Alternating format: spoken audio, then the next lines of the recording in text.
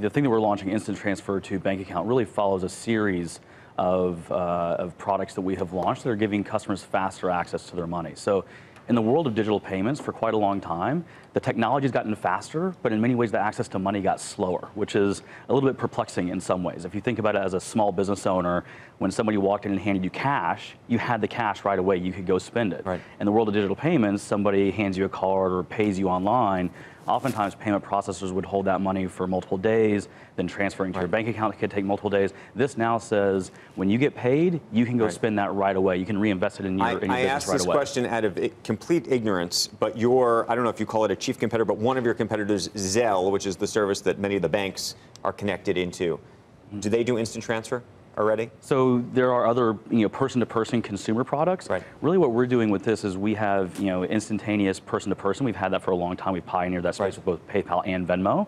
What this is saying is that if you want to get that into your bank account and directly transfer it to a bank account, you can do that in a matter of seconds.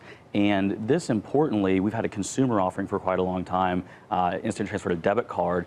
In the world of businesses and merchants, many of those don't have a debit card linked to their business bank account. And so now opening up the ability to instantly transfer to a bank account for those small businesses can give them their cash many days faster than what they might have otherwise had. That's working capital that's no longer tied up. They can reinvest that back in the business, into inventory, hiring employees. We think that's quite meaningful for them. Let me pivot the conversation to what is becoming a bit of a debate in this country. You're seeing it play out in Philadelphia. This idea that cashlessness, which you would think is progress, may not be.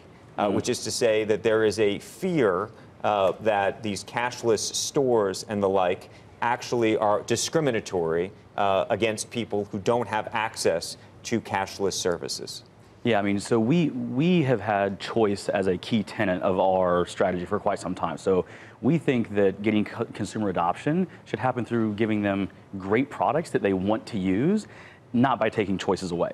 And so, some of this backlash to taking away cash just really speaks to the fact that there are still issues to address in the world of digital. What's the right answer then?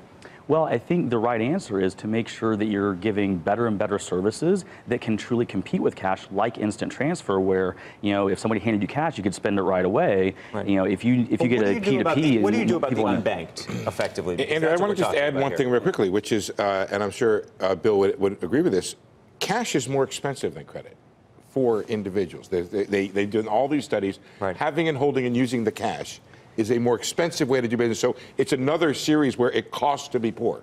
Yeah, that's 100% correct. And so the issue has been that some of the underserved didn't have great access to digital services. So that is a huge focus for us as well, is to give access to the underserved. And so we have consumer financial services offerings on the PayPal side, our Venmo card, our PayPal debit card. These are all bringing first-rate financial services to the underserved that might not have otherwise had access to the digital economy. And that is important because when you think about the places that you may not be able to use cash, we all know it's cheaper to take an Uber than a taxi in most cases, but if you don't have a debit card, you don't have a bank account, maybe you can't take that ride. We want to bring those customers into the digital economy to get access to cheaper, better services. When do you think you're meaningfully going to be able to monetize Venmo? So many kids are using Venmo. All adults, everybody, people are using Venmo like crazy. Old geezer. And yet, there hasn't been a brilliant way yet, or at least I haven't seen how you plan to monetize it in a meaningful way. Yeah, I mean, what we've always had from the beginning of Venmo, that we would monetize Venmo via merchant services. Right. Much the way that PayPal monetizes. PayPal started out as P2P payments, and PayPal makes its money primarily through merchant services. We're doing the same with Venmo. You now see Uber, Grubhub, Uber Eats, many others leveraging Venmo. This morning you were talking about Chipotle leveraging Venmo. There's a lot of these kinds of services that merchants pay for, but we're well on our way. We announced in our last earnings call, we exited last year at a $200 million annual run rate on revenue for Venmo, and that's still growing quite dramatically. And 80% growth in volumes. I just want to do some reporting here. Okay.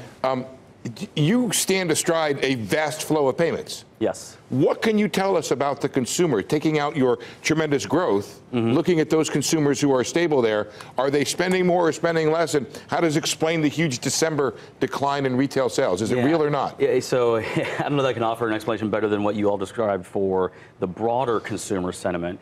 But I do think the thing that has been evident for quite a long time is that if you're a retailer, you're struggling to find growth, and almost all the growth is in digital. But in the world of digital, the average retailer hasn't had the same level of access access as the biggest e-commerce players. And so that's a big focus for us, is to say, how do we go democratize access to the best e-commerce tools so that every retailer, small, large, and otherwise, can be in the digital commerce game and can connect with consumers digitally. Okay, I got a final question for you. Solve this one for me. Tipping in a cashless world. I don't know if you find this. I now carry a lot less cash than I used to, and often find myself in situations where I go to my pocket. No, hold on. And I want to tip. Sorry, I want to tip. Yeah. And I'm thinking what I really want is some kind of thing where I can just go, bing, you know. Yeah, one of the things you may notice in both the Venmo and PayPal apps is you have QR codes there now. Right. That's not an attractive way to do it, though. Well, but for tipping and these types of things, you'll see bands and others putting up their Venmo handle, their QR code. You're seeing that happen. I bought all my Girl Scout cookies using Venmo because it's hanging on the front sign. It'll be good for you because it's early days, but Andrew, you could just automate 7.5% whenever you send your